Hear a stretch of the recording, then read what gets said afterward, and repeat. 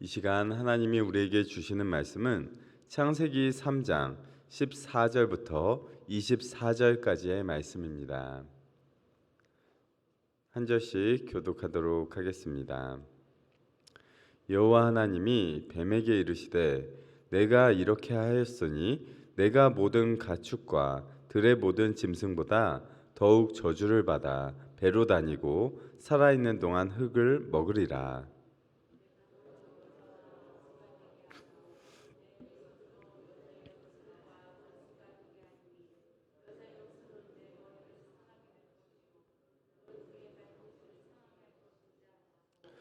또 여자에게 이르시되 내가 내게 임신하는 고통을 크게 더하리니 내가 수고하고 자식을 낳을 것이며 너는 남편을 원하고 남편은 너를 다스릴 것이니라 하시고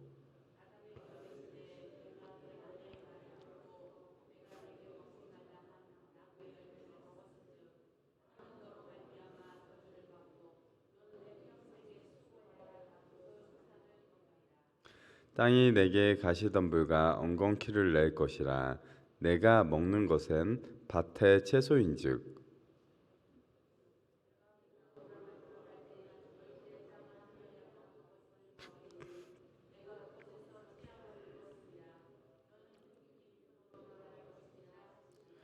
아담이 그의 아내의 이름을 하와라 불렀으니 그는 모든 산자의 어머니가 됨이더라.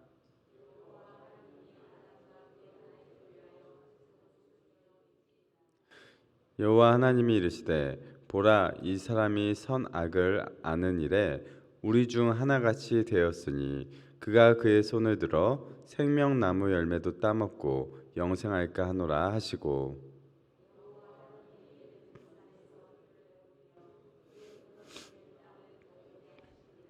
다 같이 읽겠습니다. 이같이 하나님이 그 사람을 쫓아내시고 에덴 동산 동쪽의 그룹들과 두루 도는 불칼을 두어 생명나무의 길을 지키게 하시니라. 아멘. 본문의 말씀은 인류 첫 번째 범죄에 대한 심판의 내용을 담고 있습니다. 하나님이 아담에게 어찌하여 내가 먹지 말라고 한 나무의 열매를 먹었느냐 라고 묻자 아담은 하나님이 나와 함께 있게 하신 여자가 열매를 주어 먹었습니다 라고 대답합니다. 잘못했다고 용서를 바로 구해도 부족할 그럴 순간에 어떻게 하면은 내가 이 위기를 빠져나갈 수 있을까 라고 생각을 하였는지 하나님이 나와 함께 있게 하신 이 여자가 문제라며 그 잘못을 여자에게 책임을 전가하고 있습니다. 그런데 하나님이 나와 함께 있게 하신이라는 이 문맥에서 볼 수 있듯이 이 여자 자체가 문제가 아니라 어떻게 보면은 이 모든 것이 하나님에게서 온 것입니다. 라고 하나님에게까지 그 잘못을 묻고 있습니다. 하나님은 여자에게 이제 물으십니다. 내가 어찌 이렇게 하였느냐라고 물으시니 이번에는 뱀이 나를 깨므로 자신이 내가 먹었습니다. 라고 또 책임을 전가시킵니다. 나만 당하고 있을 수는 없다라고 생각을 했을까요? 정말 제대로 된 인간이 한 명도 없음을 우리는 이 말씀을 통해서 다시 한번 볼 수 있습니다. 나만 당하고 있을 수는 없다는 듯이 책임을 뱀에게 또 묻고 있는 것이죠. 마귀가 유혹을 하였고 하와가 먼저 선악과의 열매를 따먹은 것은 맞는 사실입니다. 그러나 억지로 입에 집어넣어 주면서 먹게 한 적은 없습니다. 결국 자신들이 죄의 유혹에 넘어가서 죄를 지어놓고는 그 죄를 다른 데에서 찾고 있는 인간의 어리석음을 우리는 이 말씀에서 볼 수가 있는 것입니다. 14절의 말씀을 보니까 하나님이 먼저 뱀에게 그 죄에 대한 대가를 치르게 하십니다.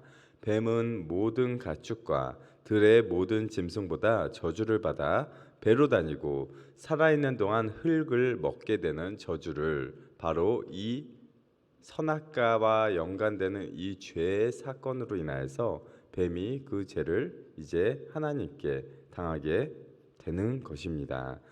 또한 이제 그 다음이 중요한데요.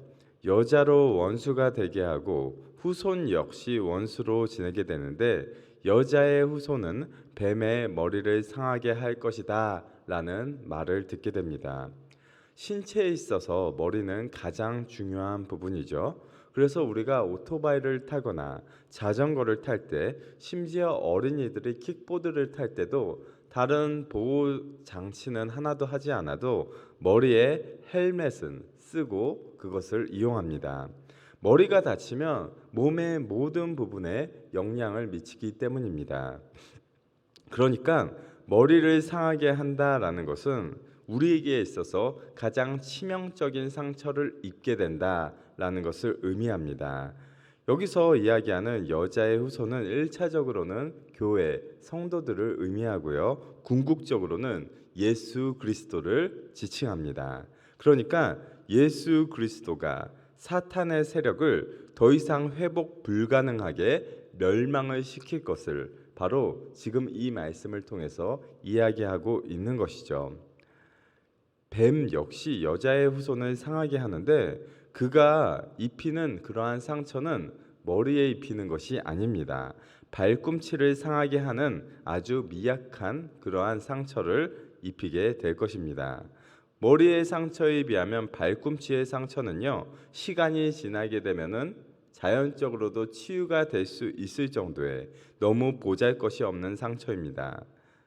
발꿈치의 상처는 머리와의 상처와는 비교도 할 수 없는 것임을 우리는 기억해야 합니다. 마귀 사탄은 예수님을 십자가에 죽게 할 수는 있을 것이나 그것으로 인해서 모든 것이 다 끝난 것이 아닙니다. 마귀가 이긴 것이 아니라 예수님은 다시 부활하여서 그 상처에서 회복되실 것을 바로 이곳에서 우리는 알 수가 있는 것이죠. 그래서 지금까지 이야기한 이 말씀을 가지고 원복음 또는 원시복음이라고 이야기하는 것입니다. 그렇다면 마귀 사탄만 벌을 받고 끝나는 것일까요? 그렇지 않겠죠. 죄를 지은 사람 역시 벌을 받게 됩니다. 먼저 여자가 벌을 받게 되는데 출산의 고통을 크게 더하게 되고 남편에게 다스림을 받게 될 것을 말씀하고 있습니다. 남자인 아담 역시 징벌을 피해갈 수는 없었습니다. 그는 평생에 수고를 하여야 소산을 먹게 될 것이고 제일 중요한 징벌인 죽음을 당하게 될 것을 바로 여기에서 말씀하십니다. 우리 19절의 말씀 함께 읽어보도록 하겠습니다. 시작.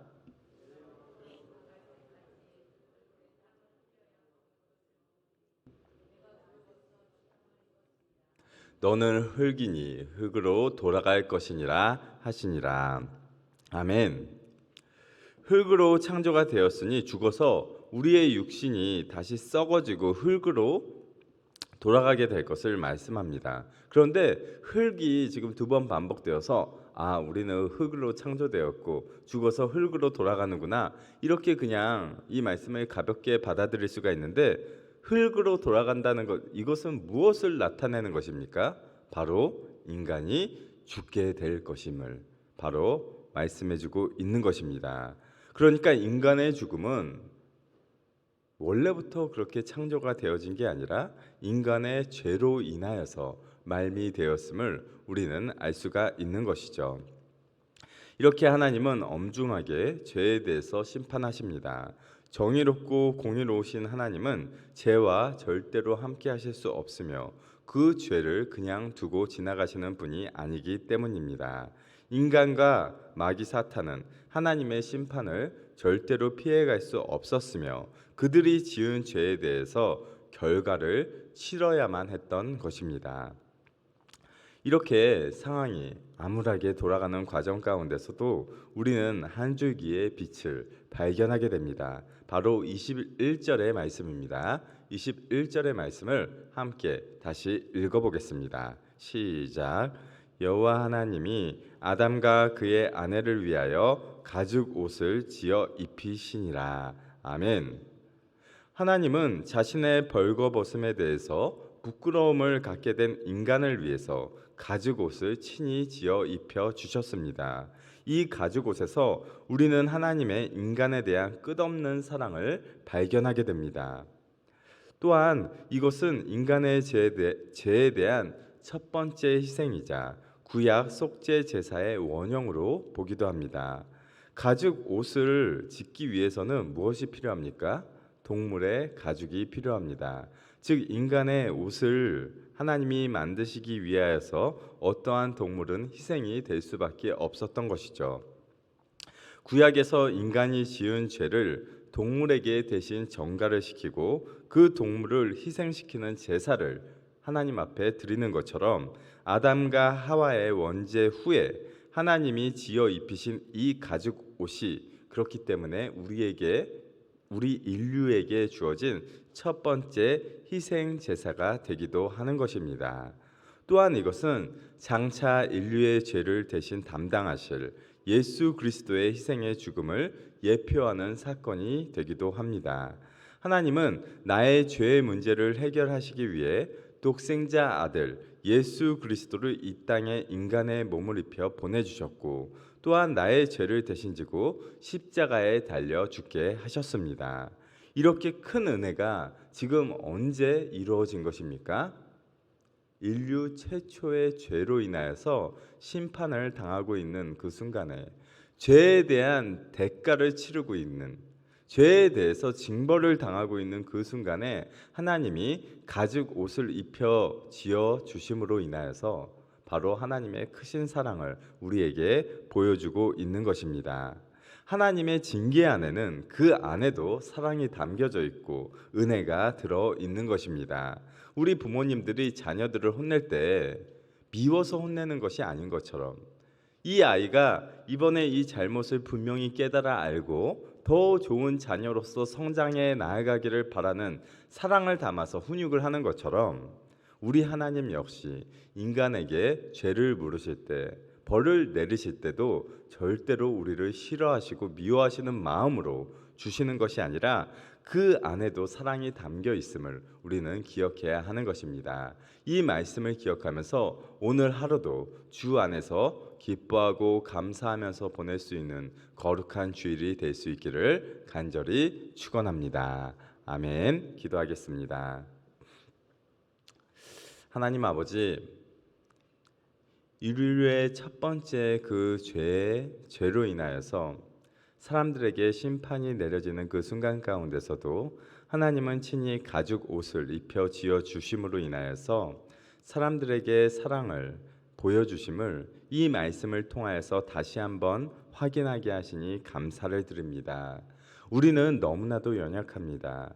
예수님을 믿고 이 세상을 살아감에도 불구하고 계속해서 나의 욕심이 올라오고 나의 죄성으로 인하여서 끊임없이 죄를 짓고 살아갑니다. 그럼에도 불구하고 우리 주님은 나를 여전히 사랑하고 계시고 나와 함께 해 주심을 믿습니다. 이 주님의 크신 사랑을 매 순간순간마다 기억하면서 기쁨과 감사로 살아갈 수 있는 우리 수원 하산교회 성도님들 될 수 있도록 도와주시옵소서. 오늘은 거룩한 주일입니다. 우리 수원 하산교회에 속한 모든 성도들 주님 앞에 기쁨으로 나와 예배드리게 하시고 오늘 이 하루가 하나님께만 영광이 올려드려지는 귀한 날이 될 수 있도록 도와주시옵소서. 모든 부서에서 드려지는 그 예배 가운데 하나님이 홀로 영광받아 주시옵소서.